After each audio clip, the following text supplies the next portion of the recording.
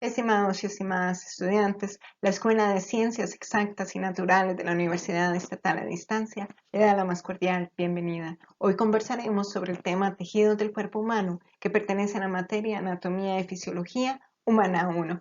Mi nombre es Carolina Soto Aguilar y será un gusto acompañarlos. Bienvenidos. Es importante que recordemos que el cuerpo humano posee a la célula como la unidad funcional. Estas se organizan posteriormente en tejidos que conforman en el cuerpo gran variedad de los mismos, como son tejidos cartilaginosos, tejidos nerviosos para lo que es la transmisión de información, tejido adiposo que protege también el cuerpo, tejidos óseos, estamos hablando de los huesos, lo que es la sangre, que contiene células fijas, por ejemplo, como los fibroblastos o los macrófagos. También contiene células cebadas que participan en el sistema inmune. Y muchos de estos también intervienen en los procesos inflamatorios. El tejido epitelial, los tejidos conjuntivos y el tejido muscular. Las células, posterior de conformarse en tejidos, integran y conforman lo que son los órganos, los cuales son, como todos sabemos, estructuras muy complejas y especializadas para la supervivencia, que se agrupan en sistemas. La principal importancia de reconocer los tejidos y sus diferencias es porque muchas patologías inician a nivel celular y en la conformación de los mismos. Por lo tanto, el reconocer las distintas alteraciones nos permite identificar posibles alteraciones en las personas. El tejido epitelial va a ser todo aquel que recubre las superficies del cuerpo y es lo que ustedes pueden palpar en sus manos, en sus piernas, en su cara. Estamos hablando de lo que es la piel. Además, este tipo de tejido también puede recubrir lo que son cavidades, conductos o sacos internos. Este se integra de una o varias capas y muy importante es que son tejidos avasculares, o sea que no poseen ningún tipo de irrigación. Sin embargo, crece sobre tejidos conectivos a los cuales se une mediante una región basal, como pueden observar acá, que es rica en vasos. Las características principales de estas estructuras es que se adhieren entre ellos mediante uniones intercelulares, que son estructuras especializadas que están relacionadas a la membrana plasmática y contribuyen a la adherencia, a la unión y a la comunicación entre la célula. Posee además una membrana basal que está en contacto con las células epiteliales y el tejido conectivo. Y reconocemos también lo que es una región apical, una región basal y una región lateral. Todas ellas poseen funciones distintas dentro de, o mejor dicho, relacionadas con el lugar en el que se encuentran. Al profundizar sobre los epitelios, los tejidos epiteliales, es fundamental que reconozcamos cuáles son sus funciones primordiales. El tejido epitelial participa en la protección de la superficie contra el estrés mecánico que puede causar heridas o lesiones. Limita el acceso de microorganismos. Interviene también en los procesos de pérdida de agua. Tiene una función relevante en lo que es el sentido del tacto y a nivel interno funciona como una barrera de protección que permite también la absorción o secreción de sustancias. ¿Cómo se clasifican los tejidos epiteliales? Este va a depender de lo que son sus características relacionadas a la superficie, a las células que se ubican específicamente en la superficie y a la cantidad de capas o estratos que presente este tejido. Esto corresponde principalmente a una clasificación descriptiva. Por lo tanto, si estamos hablando de las características de las células en la superficie, se van a identificar tres características principales, que serían planas o escamosas, como lo pueden visualizar acá, que poseen una altura, una poca altura y son anchas. Pueden ser cúbicos, que tienen una misma profundidad y altura. Y pueden ser columnar o cilíndricos, que son mucho más alargados y son de mayor tamaño. En cuanto a la cantidad de capas, podemos conversar de las que poseen una única capa, como se visualiza acá, a estas se les llama simple, y un estratificado, que posee de 2 o más capas, como ustedes lo visualizan acá. Tenemos el pseudoestratificado, que va a ser aquel tejido que presenta irregularidades en sus alturas, principalmente. La imagen que ustedes visualizan a su izquierda son algunos ejemplos de la distribución del tejido epitelial en el cuerpo. Entonces, cuando hablamos de un tejido simple escamoso, este va a participar en lo que es la difusión y filtración, y lo vamos a ubicar principalmente en lo que son las paredes de los capilares. Vamos a ubicarlo a nivel alveolar, a nivel pulmonar y en la cubierta de algunas vísceras. Cuando conversamos de un epitelio cuboidal simple, este participa en lo que es la excreción, secreción y absorción. Este lo vamos a ubicar en la superficie de los ovarios, también en recubrimiento de los túbulos renales, conductos salivales, entre otros.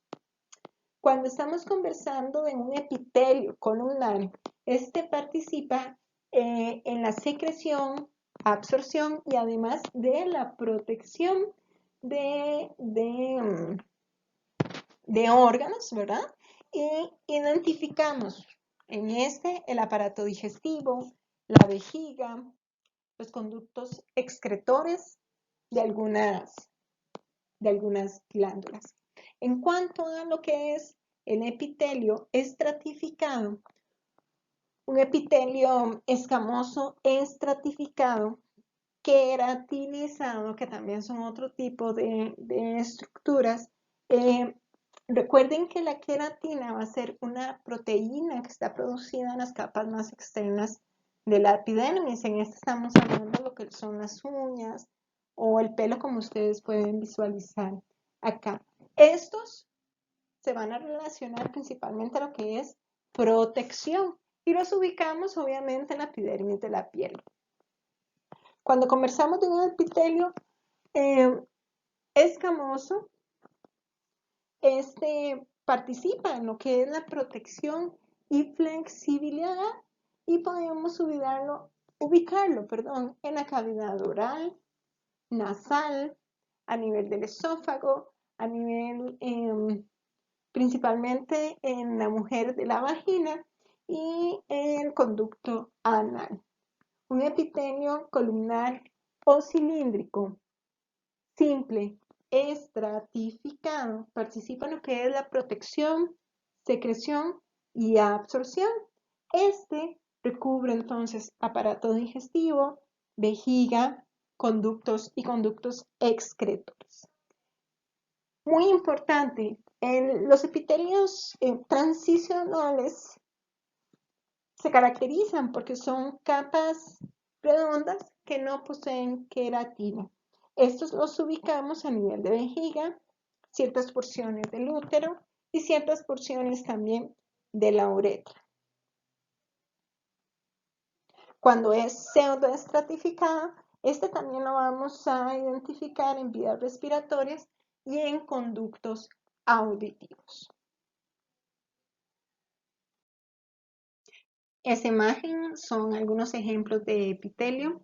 Son fotografías tomadas mediante el uso de un microscopio. A esto se le llama fotomicrografía y podemos visualizar las distintas características que puede presentar un epitelio. Este que ustedes observan acá son tejidos del endotelio. ¿Okay? Este que observan acá es un epitelio cúbico simple. La número C, es el epitelio cilíndrico un epitelio cilíndrico simple y este es igual a un epitelio cilíndrico simple, solamente que posee cilios en su superficie apenas perceptibles. Estas imágenes que observan acá son también fotomicrografías de epitelios. Este que observan acá corresponde a un epitelio plano estratificado queratinizado, ¿verdad? Recuerden que entonces la queratina es una proteína que se ubica en las capas más externas, como pueden ser el pelo o la uña. Este corresponde a un epitelio plano estratificado, pero que no posee queratina, como observan acá. Este, por su parte, corresponde a un epitelio plano estratificado, no queratinizado. Vean ustedes la variedad de los nucleolos, ¿verdad? De los núcleos, perdón, pueden observar aquí la cantidad de capas. El número C, corresponde a un epitelio pseudoestratificado cilíndrico. Este, por su parte, corresponde a un epitelio cúbico estratificado y finalmente este corresponde a uno de transición.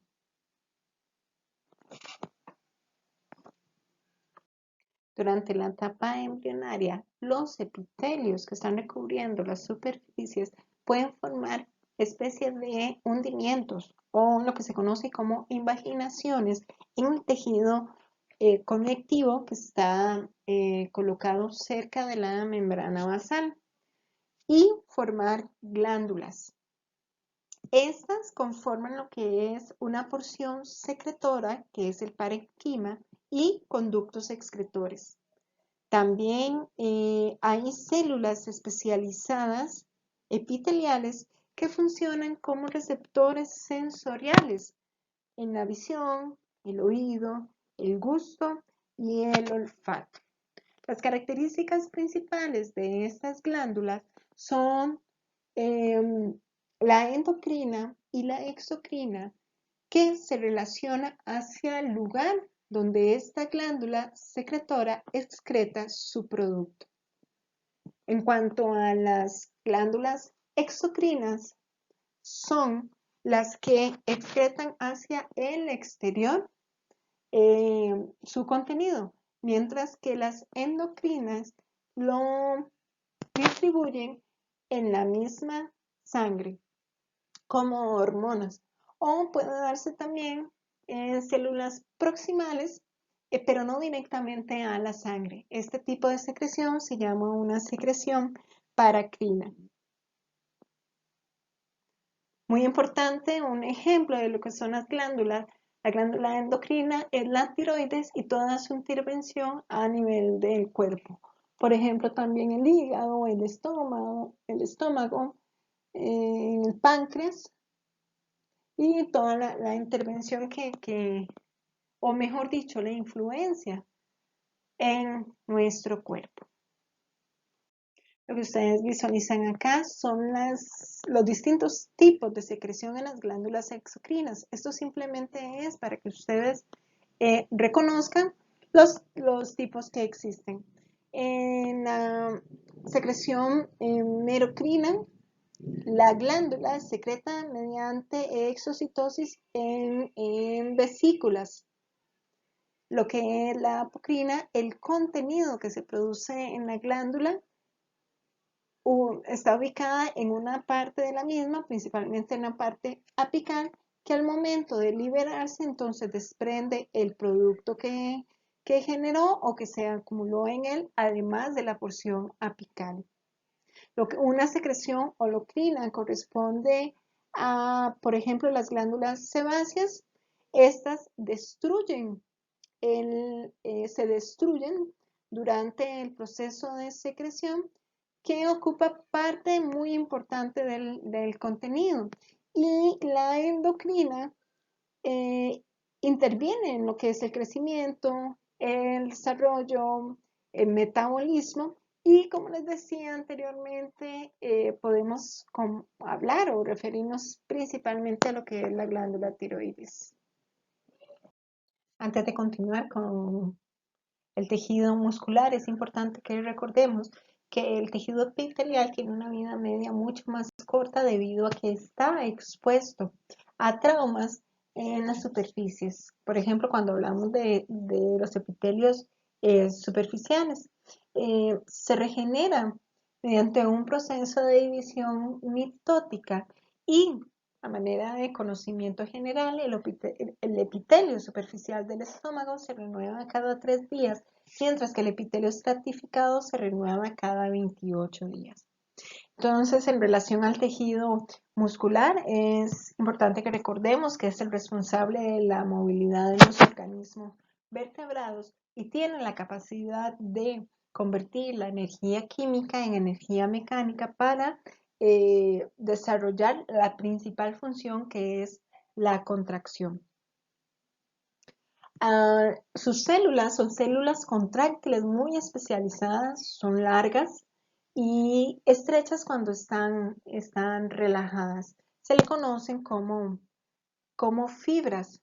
De igual manera, sus componentes se conocen con nombres distintos. Por ejemplo, cuando hablamos de la membrana celular de un músculo se le llama sarcolema.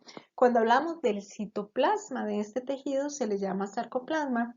Si estamos haciendo referencia, por ejemplo, al retículo endoplasmático, se le llama retículo sarcoplasmático y a las mitocondrias se le llama sarcosomas. Esto es parte del conocimiento del léxico relacionado con este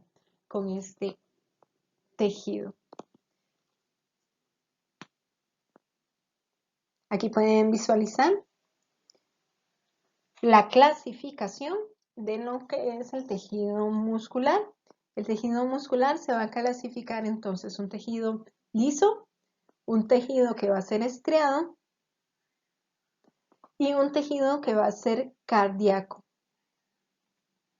En relación a esta clasificación, también se puede encontrar que muchos de ellos son voluntarios o involuntarios y pueden distinguirse por ser viscerales o somáticos. Son viscerales entonces cuando se ubican en la pared corporal, en las extremidades o en órganos huecos, por ejemplo, como lo pueden visualizar acá. O podrían ser somáticos si estamos hablando de vasos sanguíneos o cavidades corporales.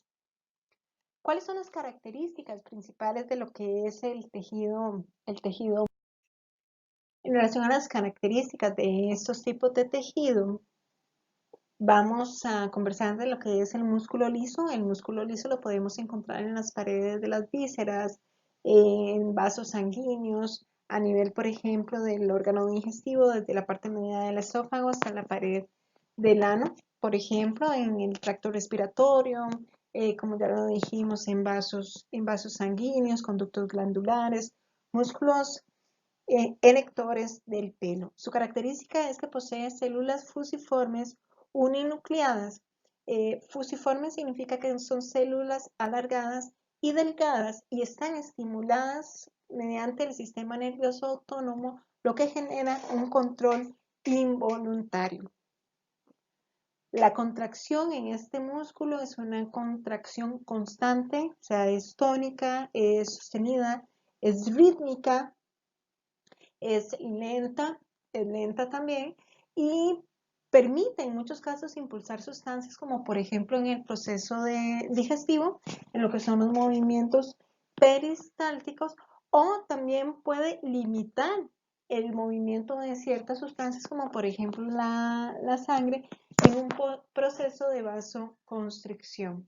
En relación al músculo estriado esquelético, este se relaciona y se asocia a lo que es el esqueleto mediante inserciones de los grandes músculos. Un ejemplo de esto pueden ser los músculos de las extremidades, de la cabeza, del cuello.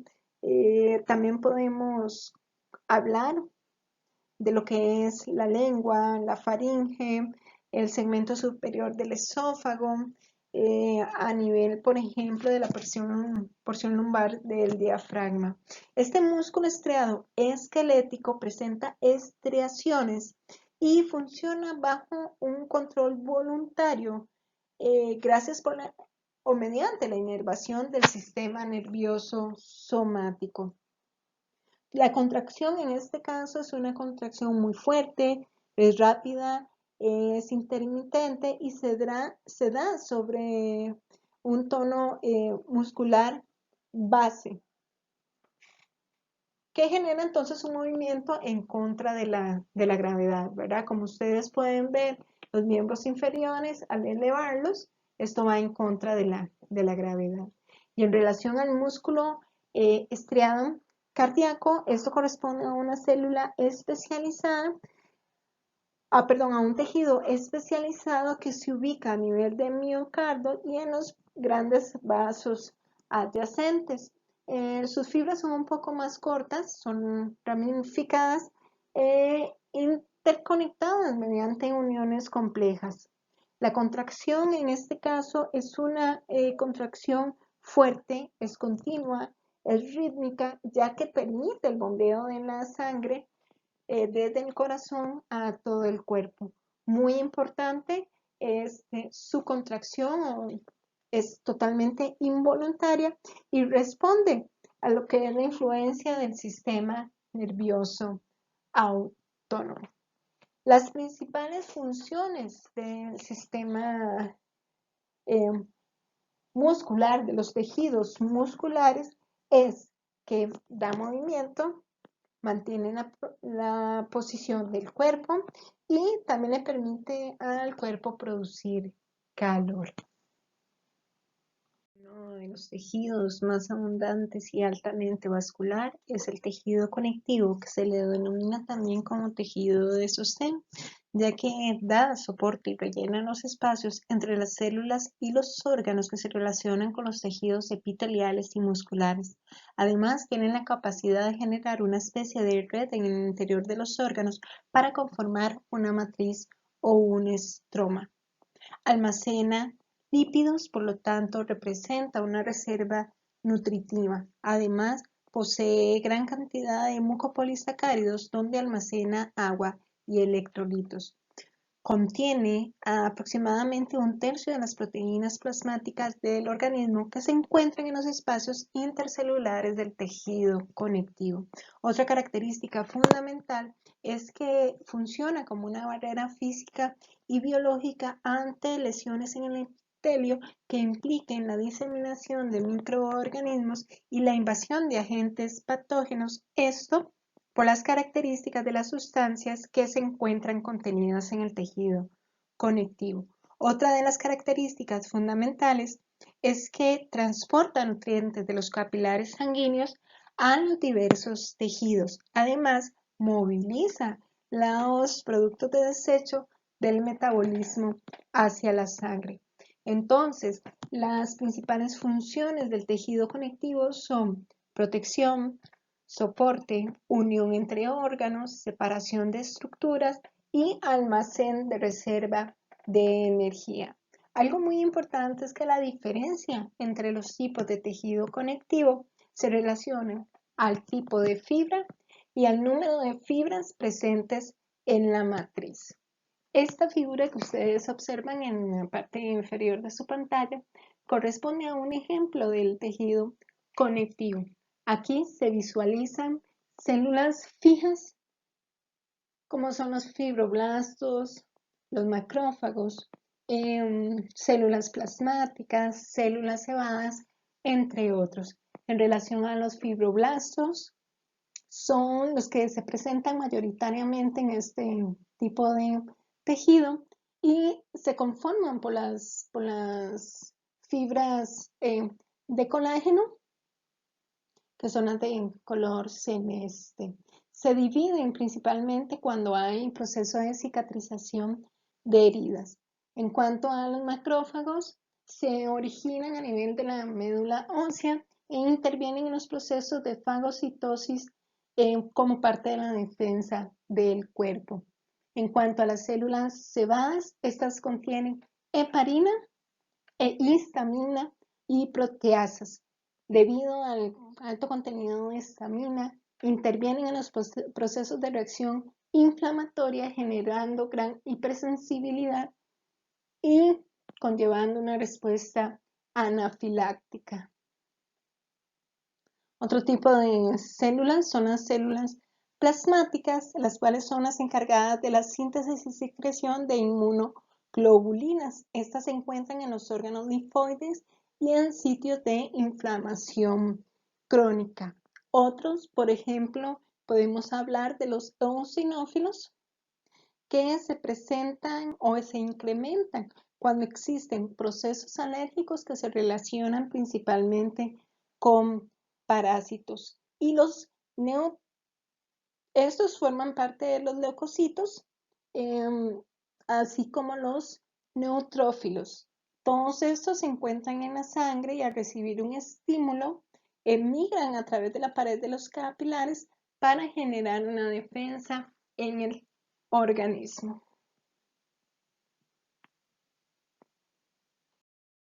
El tejido conectivo, identificamos tres grupos principales: el tejido conectivo embrionario, el tejido conectivo como tal y el tejido conectivo especializado. El tejido conectivo embrionario se forma en las primeras etapas del desarrollo. Se integra con las células mesenquimatosas, que son células grandes, y estas células se encuentran sumergidas en abundante sustancia intercelular. Estas se encuentran principalmente en el cordón umbilical, son muy hidratadas, por lo tanto, poseen una estructura gelatinosa. En cuanto al tejido conectivo, identificamos el tejido laxo o areolar, el tejido conectivo denso, el tejido adiposo, el conectivo elástico y el reticular. Esta corresponde a la clasificación por las células presentes, por el número y cantidad y disposición de las fibras en el adulto. La imagen que visualizan acá muestra las distintas zonas del cuerpo en las cuales se puede identificar estos tipos de tejido. En relación al tejido laxo, como dijimos, se conoce también como tejido areolar. Es de consistencia delicada, es flexible, pero es muy poco resistente a las tracciones. Esto debido por la gran cantidad de sustancia fundamental y líquido extracelular. Contiene abundantes fibras elásticas y escasas fibras de colágeno y reticular. Predominan principalmente las células sobre las fibras. Se encuentran o se pueden identificar células cebadas, plasmáticas y de leucocitos.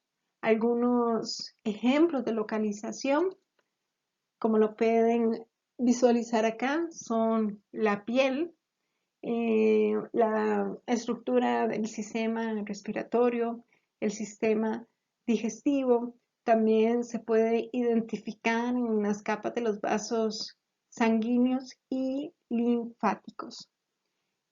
En relación al tejido conectivo denso,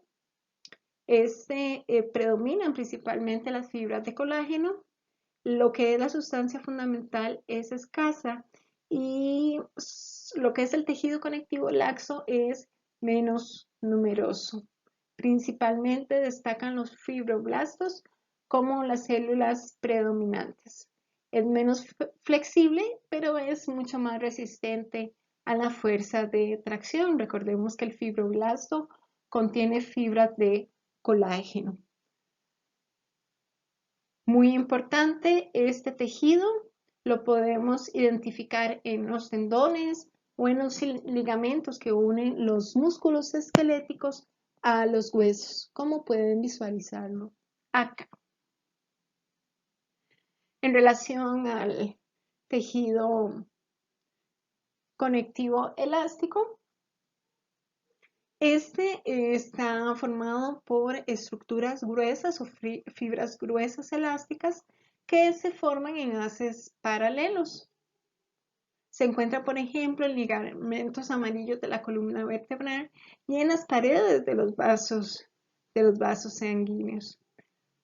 En cuanto al tejido conectivo reticular, este lo podemos identificar principalmente en el páncreas, en la glándula tiroides, en los ganglios linfáticos y están constituidos por una fibra de colágeno de tipo 3 llamadas fibras reticulares que se organizan en ramificaciones y forman redes delgadas. Uno de los tejidos conectivos más importantes es el tejido adiposo, que está conformado por células de forma esférica que se llaman adipocitos. Estos constituyen la principal reserva de energía del organismo y pueden ocupar grandes extensiones entre los órganos y las regiones del cuerpo. Si bien existe una clasificación importante de lo que es el tejido adiposo, este no es parte de los objetivos del presente curso. Muy importante es lo relacionado al tejido conectivo especializado. Identificamos en este grupo el tejido conectivo hemocitopoyético, el tejido conectivo cartilaginoso y el tejido conectivo óseo, que está presente en los huesos. El anterior constituye lo que son los cartílagos, como es el ilianino, el elástico y el fibroso. Y en cuanto al tejido hemocitopoyético, nos referimos a las células mieloides y linfoides que se encuentran a nivel de la célula ósea. Uno de los tejidos conectivos especializados corresponde al tejido óseo, cuyas principales funciones son proteger y dar soporte a otros órganos del cuerpo. En este podemos identificar lo que son el cráneo, por ejemplo, que protege el cerebro. Dentro de lo que es el tejido óseo, podemos identificar un tejido que es un tejido compacto que corresponde a un tejido conectivo denso, un tejido esponjoso que corresponde a un tejido laxo y lo que observan acá sería la médula. Es muy importante también decir en relación a este tejido que está compuesto por células, por distintas células que están situadas en cavidades que se conocen como lagunas. Es fundamental lo que es el cuidado de estos tejidos.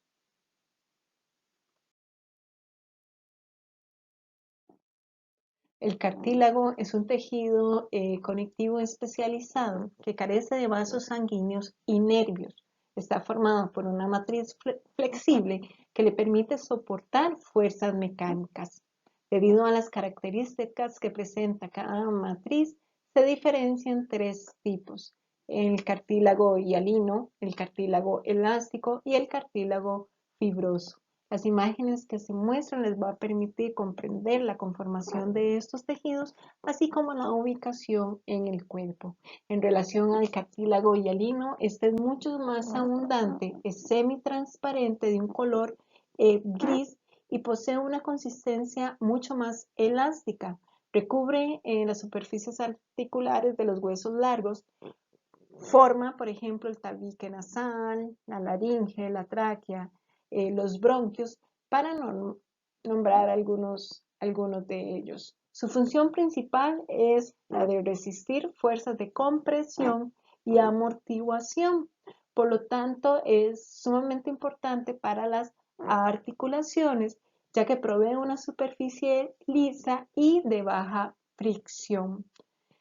También da soporte a las vías respiratorias y permite la formación del esqueleto fetal gracias a la conformación de un molde. En cuanto al cartílago elástico, este es de color amarillo pálido y está formado principalmente por fibras elásticas. Se localiza en el pabellón auricular, en el conducto auditivo externo, en la trompa de Eustaquio, en cartílagos laringeos y su función principal es la de proveer un sostén flexible en estas estructuras. La matriz de este cartílago se caracteriza por la presencia de abundantes fibras y láminas elásticas, además de componentes que conforman también la matriz del cartílago hialino. En cuanto al cartílago fibroso, este tiene una apariencia muy similar al tejido conectivo tenso, ya que posee abundante colágeno. Se encuentra principalmente, por ejemplo, en discos intervertebrales, en la sínfisis del pubis, en la articulación de la rodilla, esternoclavicular, a nivel temporomandibular. Y su función principal es evitar la deformación de estas estructuras por fuerzas mecánicas externas. La característica principal de su matriz son las fibras de colágeno, además de algunos componentes de la matriz del cartílago hialino.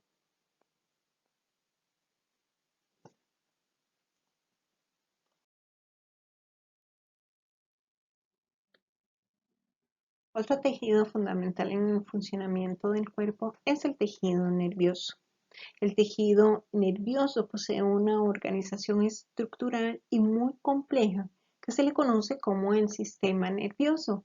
El sistema nervioso se divide en el sistema nervioso central, que comprende el encéfalo y la médula espinal, como lo pueden observar en la imagen adjunta, y el sistema nervioso periférico, que va a estar formado por todos aquellos tejidos que están situados fuera del sistema nervioso central.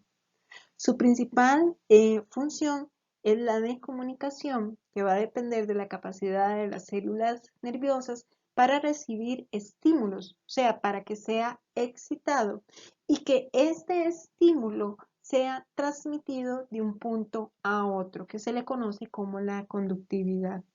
Por lo tanto, el sistema nervioso lo que hace es relacionar los ambientes externos e internos para generar respuestas coordinadas. Si bien el sistema nervioso realiza funciones muy especializadas, depende principalmente de dos tipos de células específicas. Una son las células nerviosas o neuronas y la otra son las células gliales. Las neuronas intervienen de forma directa en lo que son los procesos informativos, mientras que las células gliales se vinculan con los vasos sanguíneos y el tejido conectivo. Estos pertenecen a la parte inespecífica del sistema nervioso y sus funciones son exclusivamente metabólicas o pueden también constituir funciones mecánicas. Como parte del conocimiento general, en relación a las neuronas es importante saber que presentan una gran cantidad de formas y tamaños. De acuerdo, por ejemplo, a su morfología, podrían ser piriformes o en forma de estrellas o en forma piramidal, o por ejemplo, se pueden dividir también en relación a la cantidad de prolongaciones que presentan. Por ejemplo, pueden ser unipolares, puede ser también bipolares, como las que se presentan acá, o multipolares. En relación a las neuronas, es importante que sepamos que son elementos estructurales y funcionales del sistema nervioso. Transmiten información elaborada y almacenada entre ellas a través de prolongaciones y forman redes interconectadas. Una parte de las neuronas se relaciona con receptores.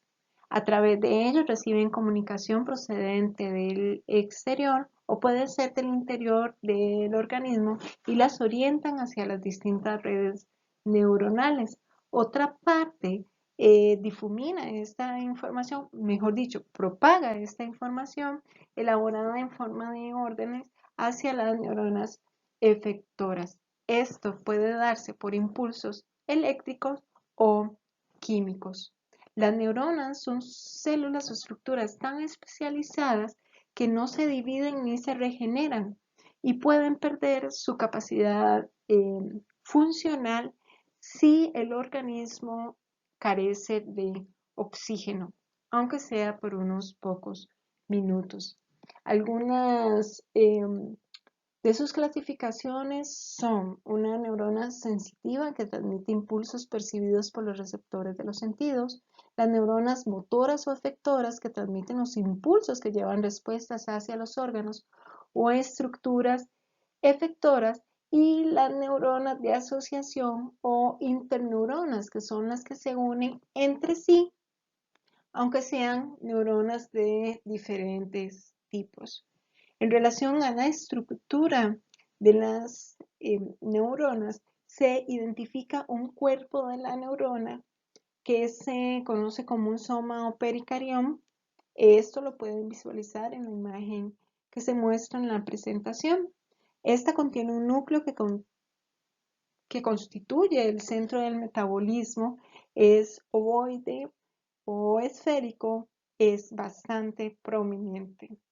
Para que se dé una mayor inserción entre las neuronas, el pericarión o el soma posee prolongaciones citoplasmáticas que se conocen como dendritas.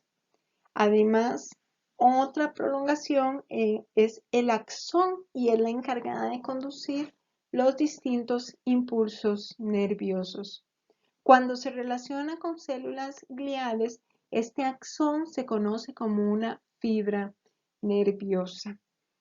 Esto es fundamental porque el contacto con otras neuronas o células efectoras se va a dar mediante la sinapsis, que es una forma de comunicación entre las células. Es una comunicación realmente muy especializada.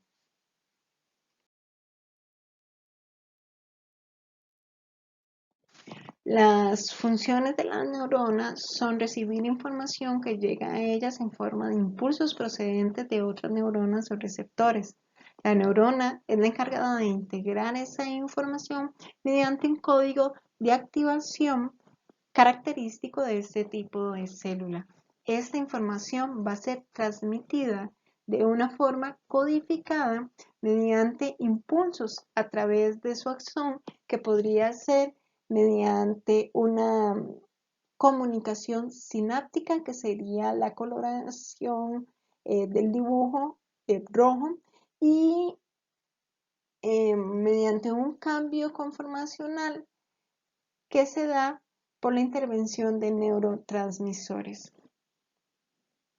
Esta información se va a enviar mediante ramificaciones y se va a efectuar una distribución espacial de los mensajes. En las terminaciones se van a transmitir los impulsos a las neuronas subsiguientes o las neuronas efectoras encargadas de generar la respuesta en el cuerpo.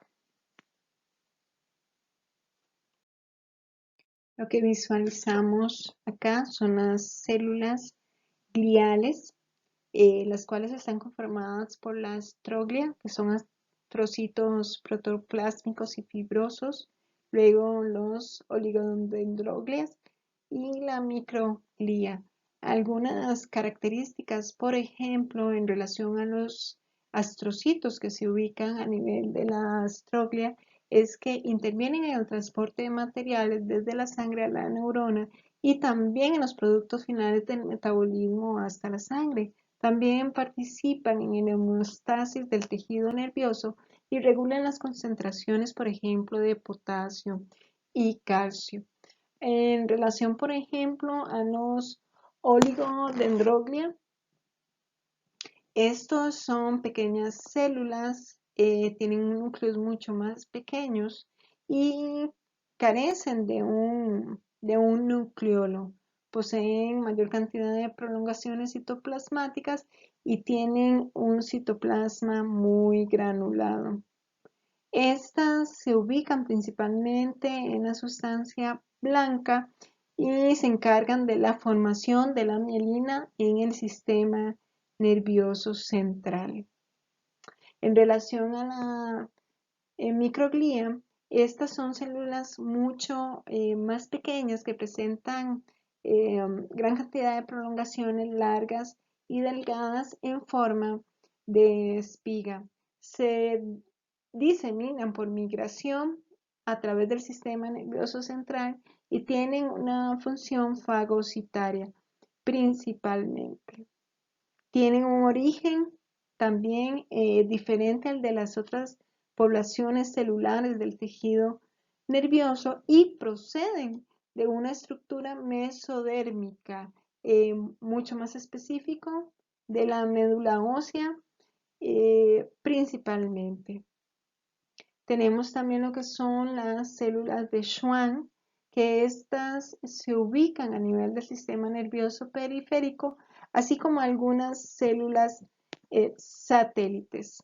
La célula de Schwann se encuentra en los nervios periféricos, pueden formar una vaina de mielina o una vaina axónica simple.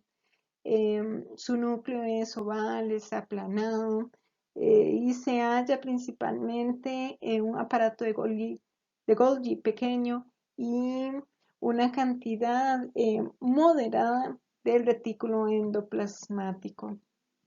En relación a su estructura, es una estructura simple con membranas citoplasmáticas o pueden ser estructuras un poco más complejas con laminillas delgadas. Otra sustancia que se encuentra también son las células satélites y cuando hablamos de lo que es la gliosis nos estamos refiriendo principalmente a una conformación de una red fibrosa densa de neuroglía que incluye también astrocitos. Se distingue por una proliferación de astrocitos en el área de una lesión degenerativa. Reconocemos aquí entonces lo que es glimatosis cerebral, que es un proceso infiltrante no destructivo con un patrón de crecimiento muy difuso y que afecta obviamente la funcionalidad de la persona que lo contiene, mientras la gliosis reactiva es una alteración más frecuente de los astrocitos que consiste en la proliferación celular con agrandamiento o hipertrofia de la célula. Esta puede provocar una cicatriz que afecta el tejido nervioso. Esto a manera también de información general y de una condición que podría afectar el funcionamiento del sistema nervioso. Agradezco a todos la atención brindada. Se muestra acá la bibliografía utilizada en la elaboración de esta presentación. Recuerden profundizar en su libro de texto y siempre buscar información que contribuya a consolidar más su conocimiento. Muchísimas gracias a todos.